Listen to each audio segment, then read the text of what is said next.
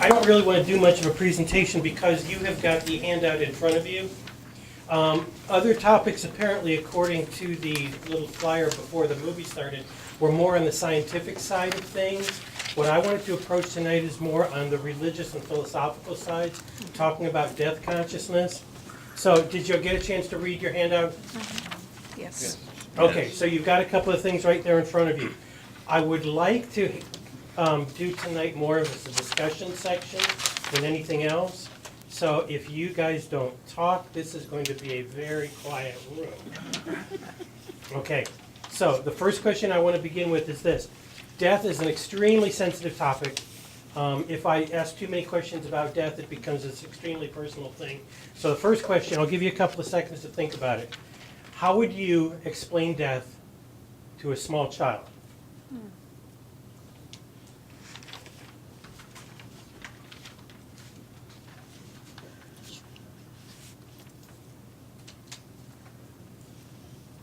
Well, if I were doing... When the instructor looks down, that means I'm still giving you time to think.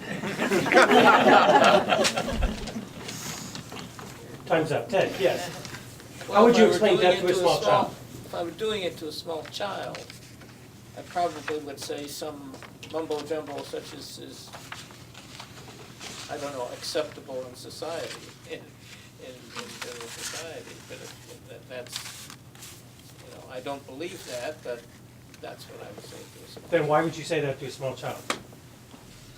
Because, And when I ask these why questions, I'm not picking, I'm trying to yeah, get through the okay. answer. Well, I could say death is the cessation of all activity in the body and the beginning of decomposition of the body, and eventually it'll all rot away. Oh, nice. Yes. Okay. Okay, how would you explain death to a small child? It's very difficult because below the age of 9, children do not have a concept of death. It's only until we move into Piaget's formal thought that we're able to deal with death. Young children think very concretely, so it's really difficult. A lot of these ideas we're coming back to, but I want to hear other people first. Somebody had their hand up? Yeah. I'll pre-qualify. I'm a Christian pastor, so I would explain that God created our body, placed our life inside of us. We are a very temporary vessel. We're here for a short time, and then when we die, our soul, who we are, continues on, and our body stays here, and we go to be with Jesus. Okay. I'm holding these. What else? To continue the discussion on Piaget, I think children are capable, after a certain point, of understanding what death is and the finality of it, and telling them that that person is dead and that they're no longer, that they're not going to be here anymore. I think that a child can understand that to a point. And I think it's important to explain to them that that person is no longer here, or that animal. And a good way of saying that is they went to cat heaven, or they went to heaven, and that gives a child, I think, something they can visualize where that person went to, even though they didn't go anywhere.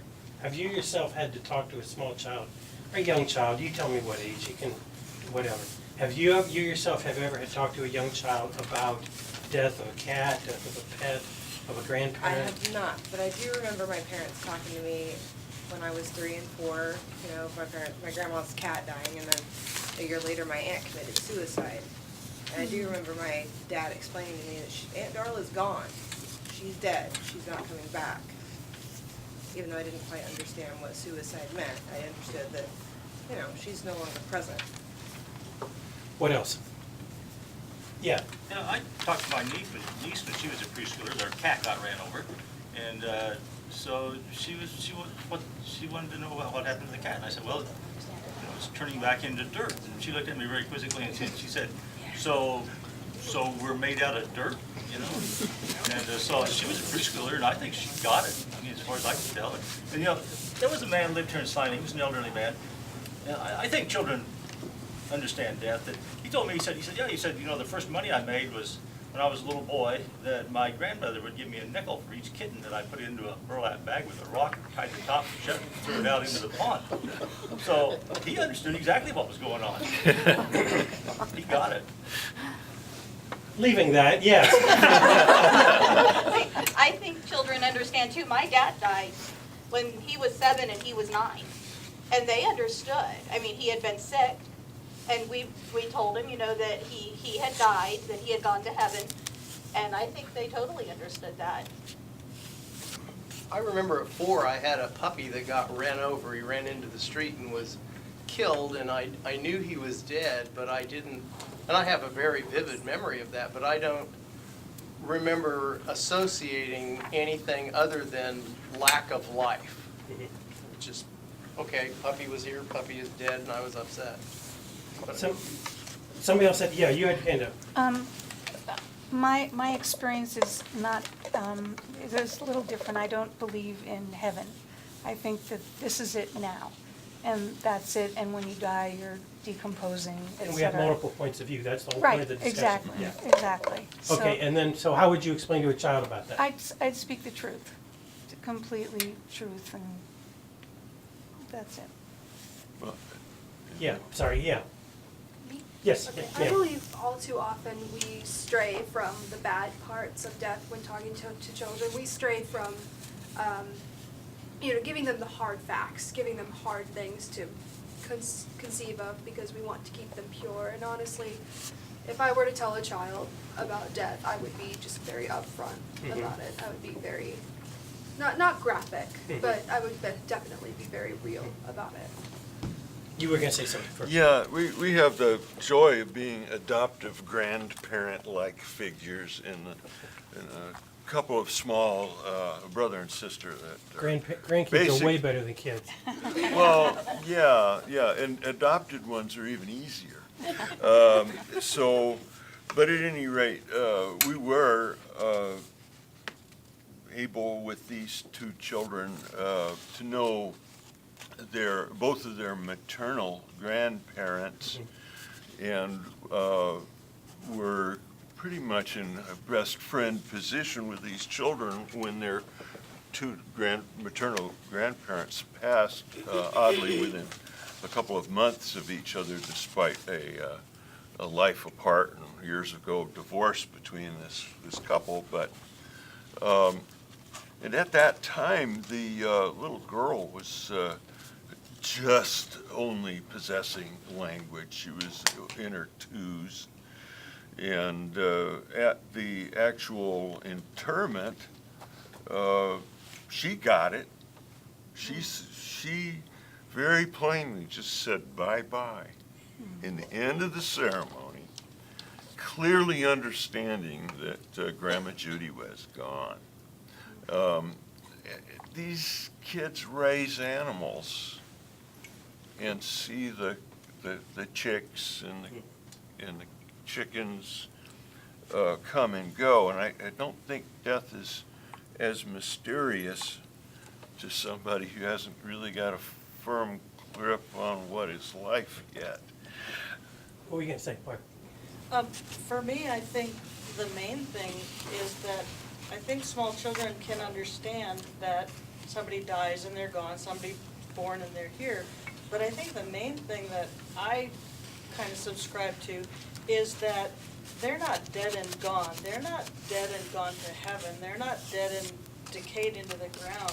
Their body may be gone and buried and decaying in the ground, but they live on in our hearts. And I think that's the main point, especially to give to small children or anybody who's had a loved one die, is that their legacy lives on because we have memory of the person or the animal who's passed. Right.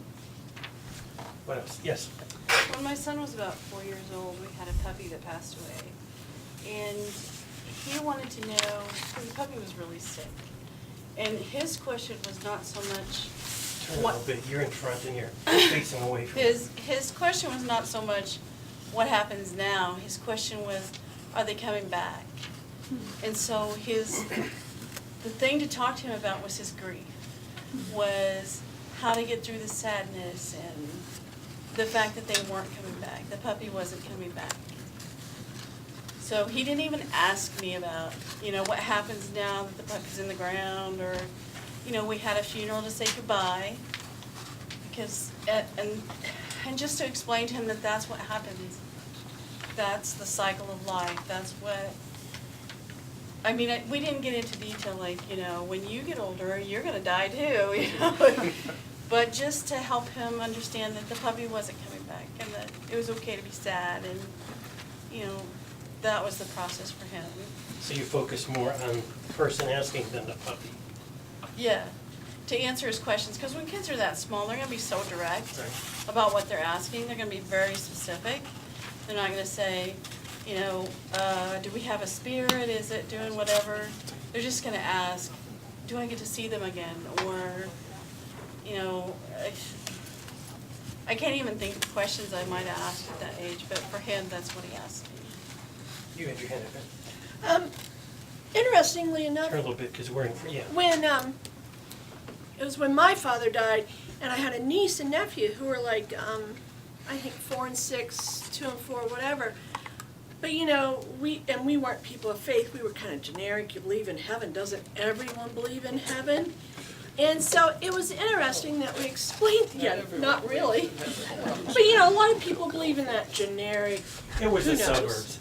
But I just found it interesting because we explained it to them and went on, but each time we would go to the cemetery, it would be very concrete questions like, does Grandpa have a bed down there? Or, and so I really see it as a process with young children that you explain it in very simple terms, but then again, you have to explain it again, and as they mature, you explain it perhaps a little bit differently. And for most of us, all of us, I would say, we do work our own faith commitments into that explanation at some point. But I look back and I kind of giggle at how concrete they were. That's what they wanted to know. What was it like? Yeah. Their stories kind of remind me. I told you my dad Use your died. playground voice. You're way in back. I'm sorry. My dad died when he was around 7. And shortly after that, our cat died. And at the same time, we were going to a church, and one of his friends, his mom died of cancer, all at the same time. And he kind of went through a depression, and he was getting stomach aches. And I remember one night we were in the emergency room because his stomach was just bothering him, something awful, and we wanted to check to make sure there was nothing serious. And he was finally broke and told me. We were sitting in the emergency room, and he said, when I grow up, I want to be a scientist and help sick cats like Garfield. I said, oh, that's a nice thing to do. He goes, of course, by then, you'll have passed away. So that was in his mind. The logic is flawed. That was his logic. Because my dad had died, the cat had died, a friend's mom had died. He thought that I would die by the time he was grown up. So I think it really does go with the ages, of what kids understand. What else? Who hasn't had a chance yet? Okay, let's take one step backward. Let's deconstruct this question. Why did I begin by asking about explaining about death to a small child? Simplified terms. Simplified terms. All right, when a small kid asks about death, let's simplify our terms. What are they asking? Where are they? How is this going to affect me? And let's go even one step back. What's a small child asking when they ask about death? Why? Am I going to die? Going to happen? See what's going on? The idea is there is I didn't write about it in the tote sheet here, but death consciousness. One of the things about death, or about being a human, is death consciousness. Philosophically speaking, that is the only thing. Now, we are the only species that has a death consciousness. We are the only species that are aware that we will have a terminal point to our existence somehow. Animals may be afraid in the moment. They may be self-defensive in the moment. They might have to fight in order to survive in the moment. But they don't have any sort of future awareness that their life will cease at some point in time. Only humans have a death consciousness. Okay, so, did you have your hand up? Are you just stretching? That's fine, that's fine. Stretch away, I mean, that's good. Okay, next question, all right? Have I convinced you we have a death consciousness? Can I get an amen? Yeah. Amen, okay. Does that make life more valuable or less? Depending on. Wait a minute, I've lowered my head, that's a sign that you're supposed to be thinking. It's a teacher trick. Okay, more valuable or less? More. Because? Because you have all this time to think about it. Think about what? About what have you done?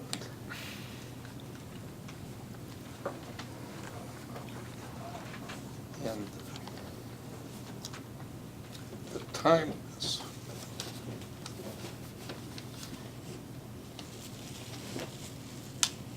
How come some people are gone, boom, in a few days, a few years, and some are 100? What's the difference and why? And that's, I think, what small children are asking, except they don't have the vocabulary. If they see it happening, whether it's a cat or an aunt or a grandparent, the question is still, am I going to die? They don't have the vocabulary. Who else? Yeah. Well, I think it makes life more valuable. Because? Well, because life is it's a limited quantity. I mean, it's you know, your time is limited, and I think you appreciate other people and other things more. And I think it may also lead to a lifelong learning. You know, a desire to learn more, so that you understand the rather. Well, the preciousness of what we know and understand. What else? Somebody else said their hand? Death consciousness. Does it make life more valuable or less? Who hasn't talked yet? Yeah, Mary. More valuable, I think. Because? It depends on how you look at the concept of time, but I think that time becomes more valuable, and then the quality of life goes up because hopefully, I guess in the best case scenario, if you start thinking about how much time you have left, then you're going to start spending that time in more valuable ways. Interesting psychological experiment I just heard about the other day. They asked terminal cancer patients about their quality of life, and of course the answer was they feel pretty low. And they asked people who have had a sudden financial windfall, new job, investments, whatever, the quality of their life, and of course obviously they felt pretty good about it because you know, they got more money now, okay? Months later, they went and asked the same people about the quality of their life. When the excitement of the financial windfall has worn off and the shock of the diagnosis has worn off, they have found that the level of happiness with the quality of their life pretty much levels out. Because, and they give a lot of fancy answer and a lot of statistics that I didn't quite get. But the bottom line, the reason is because by and large, we cope. By and large, we cope. We figure out what to do, and then we do it. Couple of things I wanted to highlight from this. I got to be conscious of time. They're telling me. What's the big deal about being dead? Why did Shmuel, was he so concerned about his wife? This is an information question from the movie. Why was Shmuel so concerned about his wife? Because? Because he believed that her soul would not rest until she was decayed. And where did he get this idea? From his religious teachings. Hasidic Jewish, extremely Orthodox, very strong beliefs about what the soul is all about. What else? Why was Shmuel concerned about his wife's body? He was afraid she was still suffering. Still suffering? How could she still, question for you, how could she still be suffering if she's not alive anymore? It was his own magical thinking around his grief journey that he felt like that decay process was causing her harm. So who was the one suffering here? He was. Okay, so in other words, his idea was that she is suffering somehow, even though she's beyond any point of feeling any pain whatsoever, because he was suffering, and therefore there's some corresponding life relationship thing going on. Yeah. Did I, See, when I summarize things, you don't have to agree with me. Got it? Just because my summaries are like, oh, so flawless, you don't have to agree with me. All right, am I right? Now, let's talk about the soul. Some people argue it exists, some people would argue it does not. Okay, we got different spectrums. Why, back up, and I'm going to lower my head and let you think about this for a minute. Why? What's such a big deal about a soul?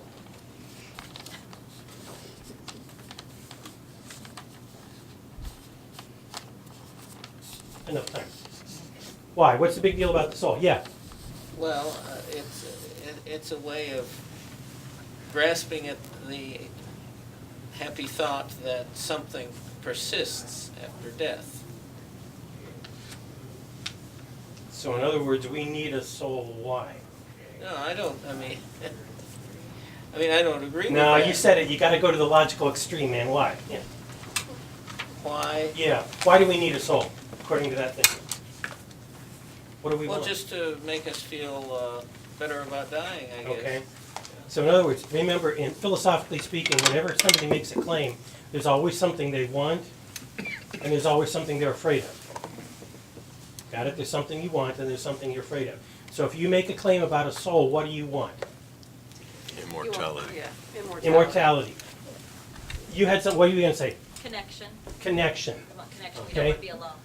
I think having a soul gives us hope for the future, which then impacts our hope in this life and our attitude and our optimism in this life. So in other words, we got connection, we have a social connection, we have a character trait, optimism, we have a directional thing, hope for the future.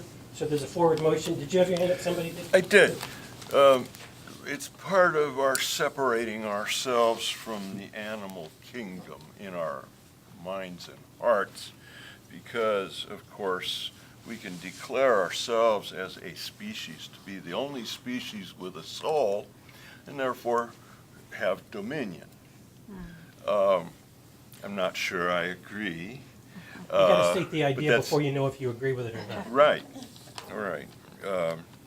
Okay, so in other words, we want the soul, we want this differentiation from anything else, we want human connection, we want forward momentum in our lives, some characteristic of hope, okay? These are all good. Immortality. These are all good. What are we afraid of when we talk about the soul? Barb, Not mattering. not mattering. Well, afraid of oblivion.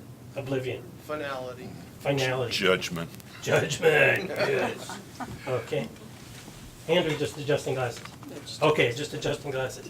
I'm trying to be the good teacher here.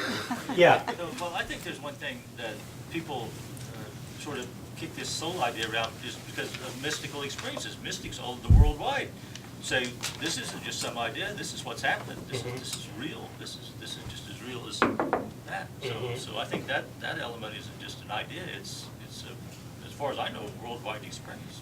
look at their little handout. Like, I hate to keep going back to this, but like I said, I wanted to have a little handout for you to, some for you to think about while you were in the movie.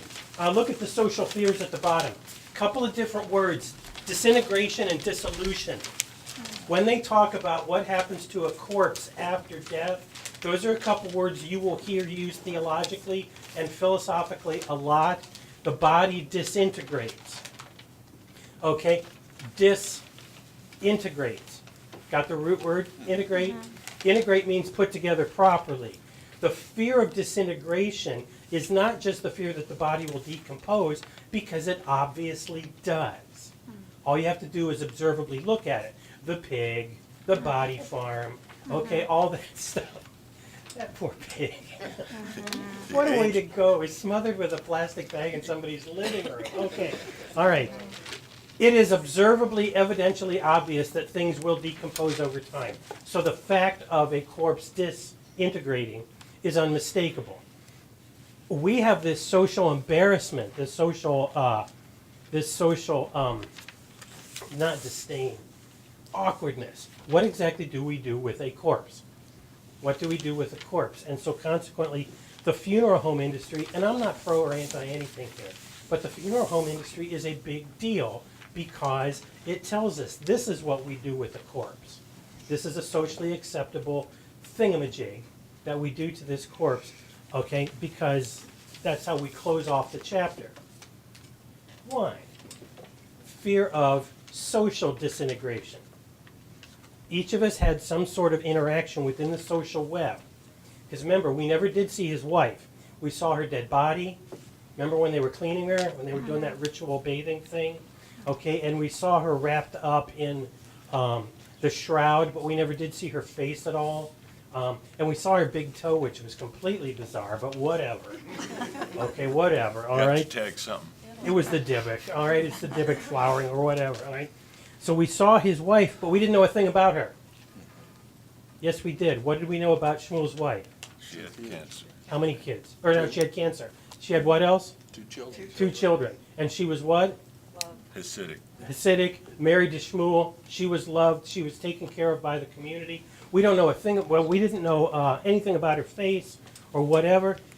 I'm racking my brains. Did they ever give a name? Yes. Rivka. What was it? Rivka at the end. Rivka. Okay. Thank you. I couldn't remember. She had a name. She had relationships, etc. So she has a social interactive capacity. All right? When one person dies, has society disintegrated? This is the fear. If we lose somebody, okay, have we lost some part of our own self? So disintegration is a big term when you're talking about after death. The second word is dissolution. This is a much more complicated term. Theoretically, if you let things go at the body farm long enough, they will just revert back to bones, an unrecognizable mass of something. An unrecognizable mass of something. Dissolution means dissolve. Okay, given enough time and given the right set of circumstances, the corpse will dissolve pretty much into nothing. Theoretically, you could wait long enough and the bones would dissolve, depending on the acidity of the soil, all that stuff, fine. So the question is this, the social fear is this. All right, we can handle disintegration because we can cope somehow. But is this going to bring about social dissolution? Has society failed somehow because we lose somebody? You see the social fears here? How has society disintegrated? What have we lost? Can we pull together or not? Second one is, are we just going to completely lose it as a society? See the 2 social fears going on? All right? I'm a philosopher. We talk in these terms. Okay, get used to it, all right? Then how do you address these fears?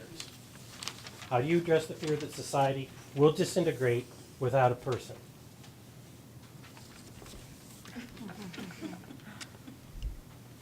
That's long enough, okay? History. Yeah. I see Hang on. with the passing of the great generation, the World War II generation, there's talk that society has disintegrated or is changing in a way because of the loss of the values that were held by that generation. Okay, so in other words, it's not just a individual death, it's more of a generational loss. You lose a certain generation that focused on certain values and virtues, and when they're gone, society has changed into something. I think if one person is significant enough and the society is built upon that one person, you lose that person and you lose a considerable part of that society's character. Okay. Hang on, you had something. Following on what was just said, the idea of preserving the body, of course, has a lot of history in Egypt and so forth. And in Egypt, there was a terrible revolution that split the whole kingdom at one point because the body of one of the pharaohs had been stolen. And the figurehead was then gone, and the dissolution did occur after this, not after the death, but after the stealing. So in other words, it was not a fear, it was a the reality. immortal body. The So political and social structure did dissolve. it did. Okay. Yes, ma'am. I No, think you had in the one. movie, I think you saw them trying to address the fears with some prescribed rituals. That it's been enough time, and it's time to make the sewing of the garments, and it's time to date again. And so they didn't want to lose him to his children, to his faith religion, to do the cantering because the other guy sings like a goat. So they were trying to use You gotta get the good ritual cantor. to keep him in the confines of coming back, not getting lost in his So the grief. social rituals are allowed for us to make sure that we can lose somebody, but we don't fall apart in the process. Yeah, and I always joke about in American, you know, you have 3 days for funeral leave if you have any, and then you're supposed to be back in And function. it's supposed to be back in function, absolutely. Couldn't Yeah. hear that. I think it's interesting that one of the ways that we deal with that is the funeral industry. We embalm and we put them in satin and we dress them up, and what do we all say? Oh, they look like they're sleeping. And then at funerals, not ones that I would do, but what are all of our bad empty phrases? You know, they've gone to be with God, God needed another flower, needed or another they're angel, sleeping or- eternally. Better Or place. all those things that we use to deny that they're out of our social sphere. Is it denial or is it therapy? I would, well, you know me, I would Denial say is it's therapy. very iffy, and I would say I base my judgments on my own sincerest faith commitments, whether they're empty phrases Right. or whether they're coming from, well, I'm judging about my own faith convictions. Yeah. I probably got everybody out of sequence. I'm sorry. There's a bunch of you and there's one of me. Yes, ma'am. So going off of that, I would say that those are less therapy and a little bit more denial, simply because it's an invalidation of that person. That person can take that as invalidation, simply because when talking about death and stuff like that, it's really difficult to talk about grief. It's really difficult to, you know, check on someone through their grief because it creates an awkward conversation. So to dismiss that person's feelings is also to just, you know, put it out of your own mind and say, hey, I did something about this person's grief. And going on the dissolution, I do have a question. What do you mean by society? And what do you mean by the importance of the individual? Oh, are you ready for this? This is gonna be good. What do you think? You knew it was coming. You knew it was coming. Why Hang on don't just you a answer minute. my question with a question? Yeah, really. Seriously, okay, what do you think? Okay, I'll give you a quick down and dirty, but then you have to do a little bounce back on this. Social groups, plural, you belong to. Yeah, no, that's what I'm saying by society. Social groups you belong to, simply because it has to do with the integration of the individual into the groups. Okay. What do you think? Back to you. Honestly, I think that, like, you know, the loss of the individual doesn't make it all fall apart. It's like losing maybe a window in a house. There's a hole there for a while until that hole gets fixed or filled in by something else. Okay, so in other words, we can talk about social loss, but that's not the same as social disintegration. Okay, yes? I don't think society, I think people's fear is their family. What would my family do if I was not here? And I think the movie did a good job of that. I mean, we had an Orthodox Jew burying a pig. That showed his grief that he I'm was saying touched. by being here. He touched an unclean animal that was, according to his strict beliefs, unclean, but he did it because of that loss that he had experienced. And I think that goes back to the social because he lost a part of his family. So you could even say that's a moment when the social group, the Hasidic Jews, they're not helping you that much. There's a grief that is bigger than what society can help you with. And so you just have to sin a little. I mean, you know, don't go crazy. Right. But I mean, you gotta hold the pig sometimes. Right. He said, I stole the pig, it's up to you to kill it. I don't know where, but I'm gonna use that line somewhere. Yes, ma'am. I think that because we have, as a society, had made this agreement that we're gonna outsource the care of our own deceased loved ones to an industry, that we have lost something as a society that we can't even put a qualitative measure on. Like, what is it that we have lost as a societal group, as families, as communities, by paying someone else to care for our dead? Now, That sounds like a rhetorical question. What do you think? I think You we've knew it was lost a coming. lot, yeah. What have we lost, do you feel like, by outsourcing the care? I've been talking in the paper about the corpse. I don't know what else to talk about. Okay, that's the point. So what have we lost as a society by outsourcing the care of the corpse? Well, full disclosure, I've opened a green cemetery outside of Salina. And it's a restoration prairie project. And at the cemetery, we encourage the family and community members to fully participate in the burial of their own dead. So they will lower the body into the grave, they will fill the grave, they can come out and dig the grave themselves if they want, but having a meaningful involvement in the care of their deceased loved one is an extraordinary experience. Like, it's culturally unfamiliar, and yet this ordinary task that we as humans did for millennia for each other. And now we leave it to the professionals and don't have a way to unless you're invited and this is okay. It's okay to be a part of this. You partially answered the question, but I'll ask you, what function does that serve? I think it's really healing. I think it's really truth. It's speaking truth about the depth of the connection that we have with each other, how we're going to make it as a community group without this person. We all are able to go the distance for that person. It's not really a funeral until somebody tells the first dirty joke.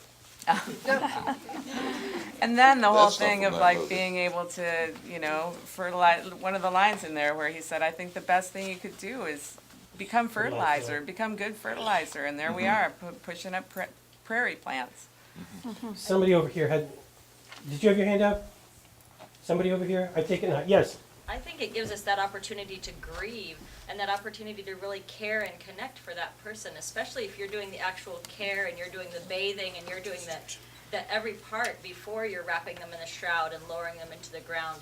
Yeah. If you're able to really do all that care, you get that intimacy with that person that really would allow you to grieve and connect with them before, as you're burying them. And same question as her. What function does grief serve?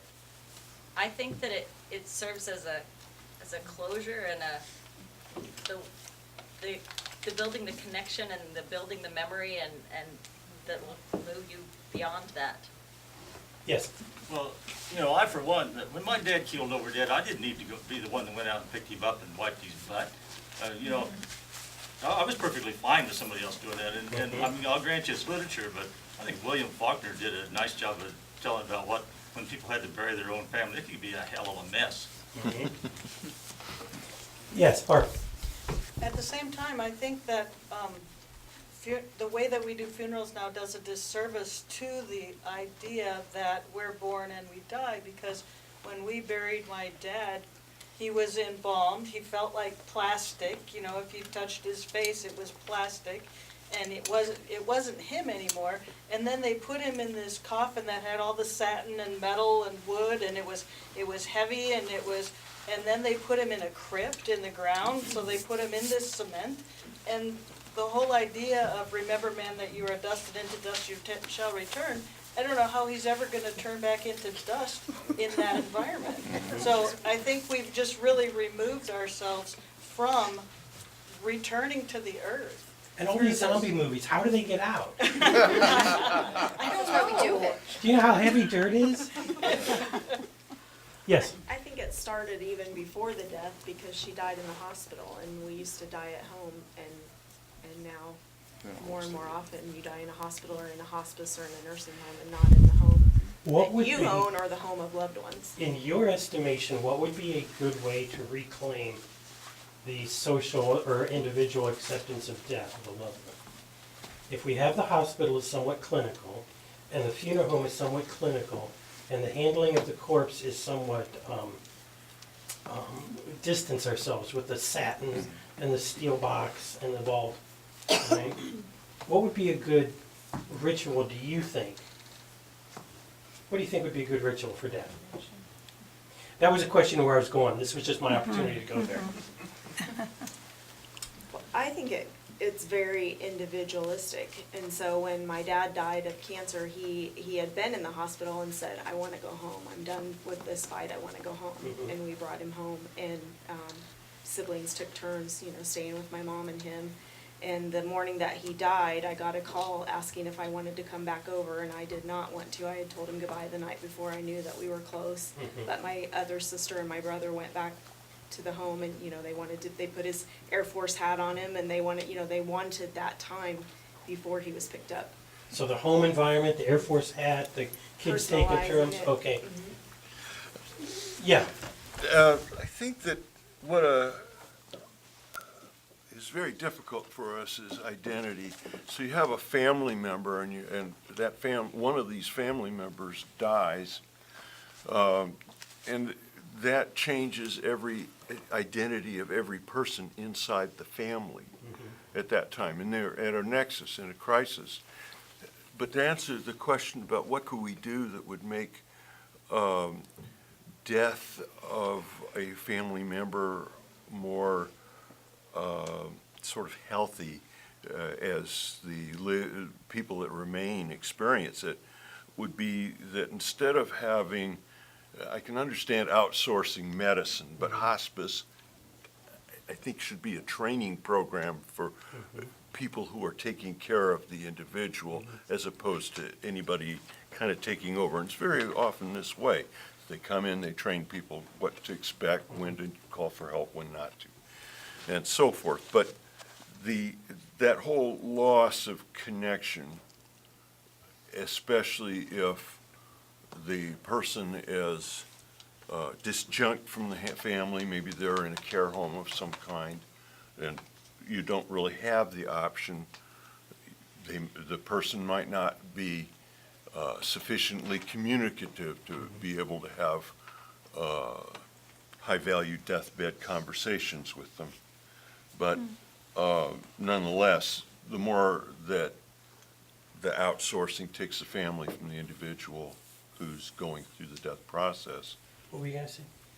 Oh, me? Yeah, I thought you had your hand up. The other thing that hasn't been mentioned here, but it's really changed a lot, I think, in the last 40 or so years, is the switch to cremation. That instead of the super embalmed, keep the body alive, plastic forever in a box in the ground, and the natural, old-fashioned, Hasidic way where you put the body in a decomposable organic box in a shroud and let it return to fertilizer. I think we're up to half or more that are cremated, where you waste a bunch of natural gas and dispose of the body essentially in 45 minutes. And the ritual that comes out of it is you get a little canister of your beloved one's ashes and you go do something with that. And a lot of times it's distributing the ashes to places that person loved. But how does that fit in with what we've seen here today? Great question, what do you think? Well, I think I said pretty much everything I could. It speeds up the decomposition dramatically. It gets from weeks and weeks that we saw in the movie or years maybe, to 45 minutes. Then you've got a decomposed body with very little left. I wouldn't really want to pick up on what you said. Go ahead. But then the other thing that goes with it in a lot of cases is the ritual of what you do with those ashes and how you talk about that person. The place, how you talk about that person, and you said about the places they went. A couple of times on the handout, we talk about persistence of memory. All right, persistence of memory is one of the things that makes a person a person.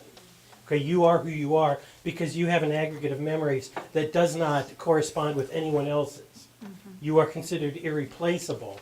I mean, that sounds like, you're a romance talk. You're irreplaceable in my heart. No, that's not romantic. That is just socially effect.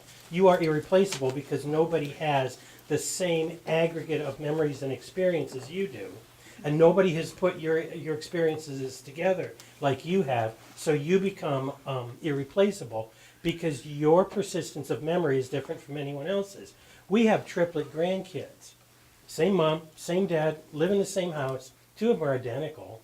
Okay, they're going to be as different as night and day eventually. How?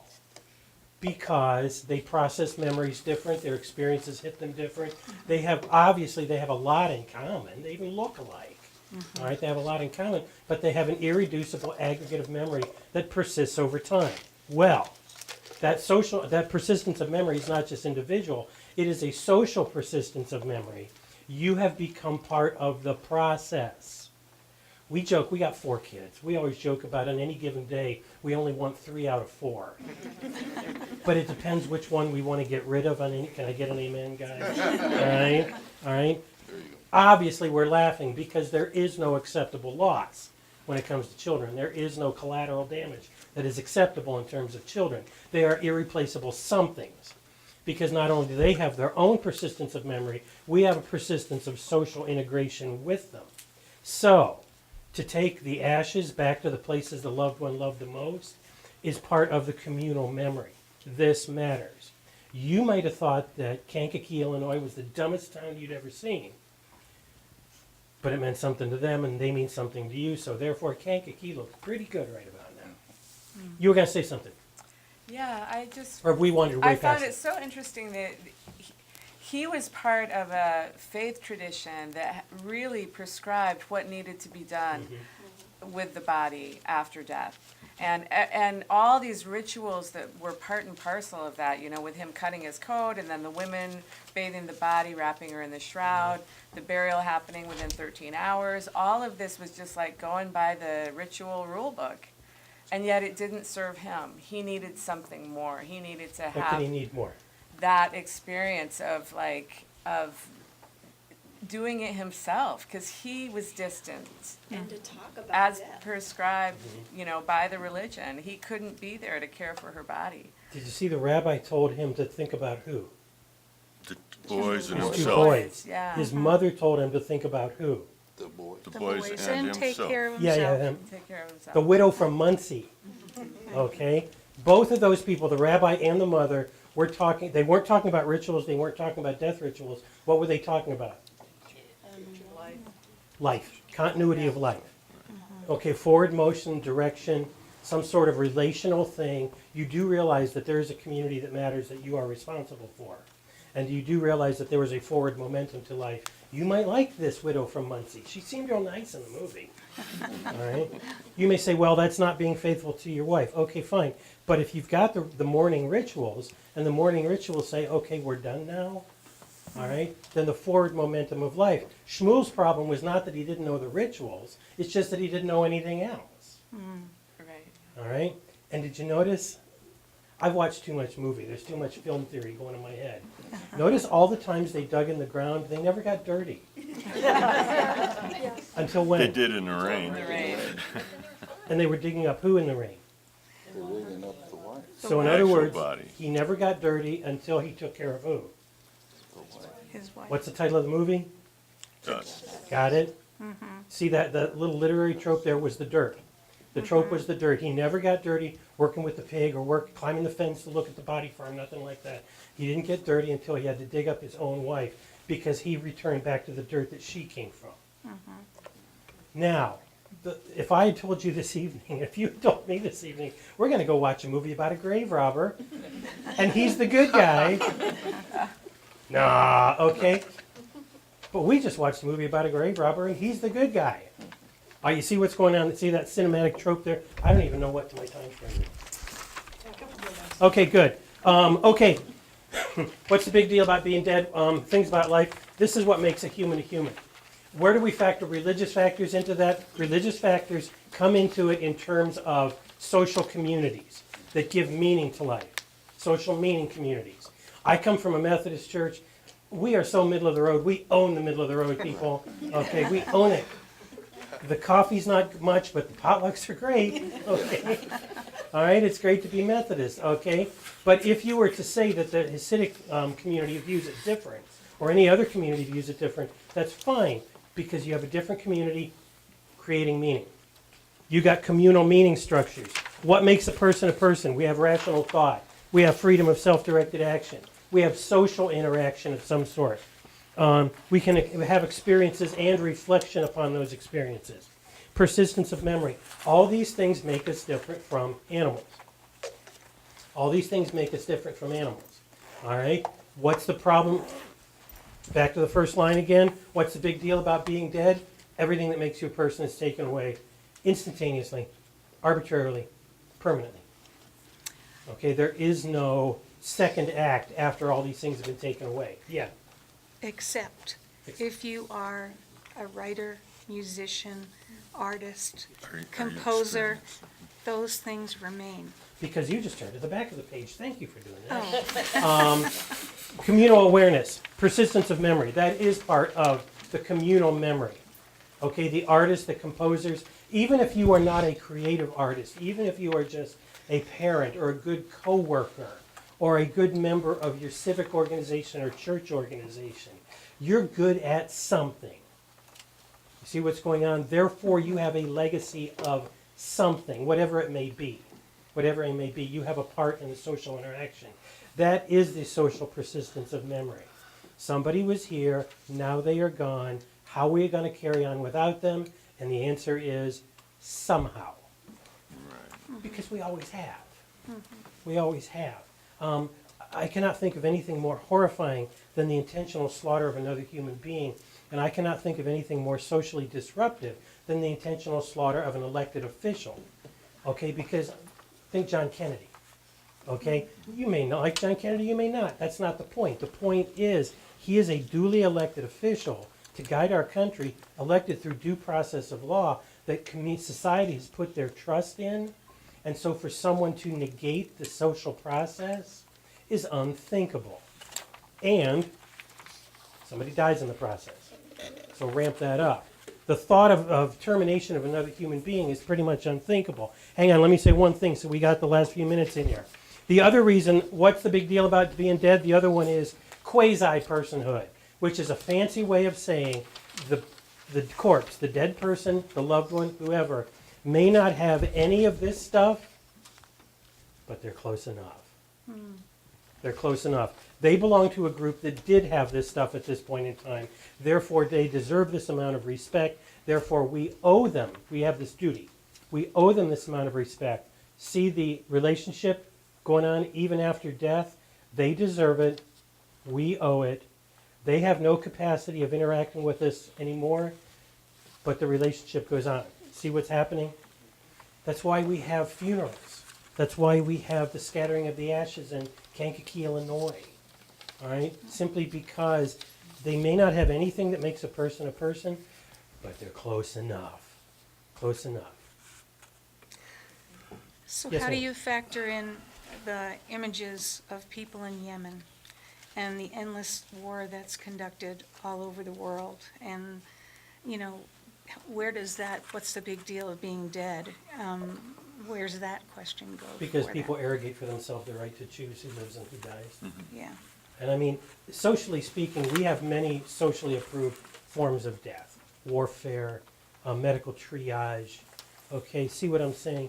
There are many socially approved forms of inflicting death, but the responsibility of inflicting death never goes away. That's because society has determined that we will take responsibility for that. I think a lot of the killing you see in various places around the world is not a social activity, it's vigilante justice, which is not, it has no social legitimacy at all. Right. Yes, sir. I think that human psychology really changed a great deal at the end of World War II when we, as a species, grasped the idea that we may be able to self-exterminate. We can annihilate things. And of course, now we've got another break in what might be called the great chain of being. It's hard to tell kids everything's going to be okay. Don't forget to wear your air mask today. But for us to tell them everything's going to be okay, and by the way, you may not have a future, has changed the relationship of children and now adults to not only their own death, but that of possibly the world or their society. So I think that there's a shift in how we view life, because we are possibly on the brink of doing some real damage there too. And I think that brings us full circle. We started talking about children and death. We end up talking about children and death on a grand scale. Thank you for your participation. Like I said, I wanted to make sure that this was as interactive as possible. This is not a conducive environment for discussion, but we'll do what we can, folks. We do what we can.